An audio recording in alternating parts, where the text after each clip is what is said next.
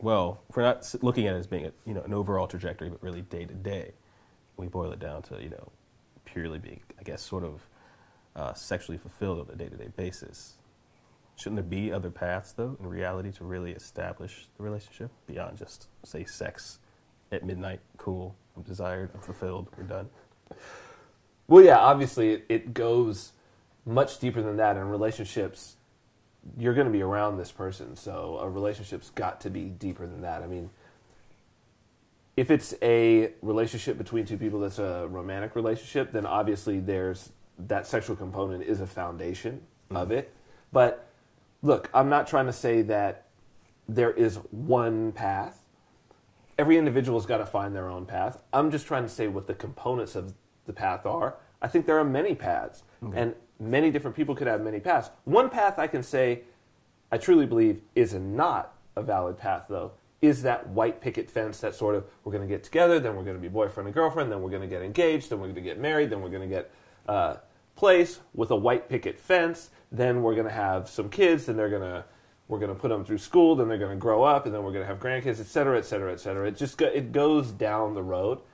The problem with that path is that it never presents any fulfillment in the present. Any fulfillment is like fleeting, and it's based on these various markers. Mm-hmm. It seems like it's, pushing it off. It's not for that individual, I guess, because you're saying, oh, I bought this for this, I bought this for the kids, they went to college. Exactly. It feels very religious to me. It feels very much the same way that people talk about heaven in a religious sense, that it'll be better in the afterlife, like you're not going to get it in this life, but if you do XYZ, then at the end, when everything is all said and done, you're going to have this thing that no one can actually come back and talk to you about, because the end of the white picket fence trajectory is you grow old together, which presumably means you die at some point in that process. Mm-hmm. So the growing old together, I want to have somebody to grow old with.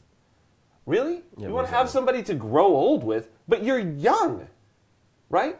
You're in your 20s, you're in your 30s, and you're talking about you want somebody to grow old with. What about all that time in between then?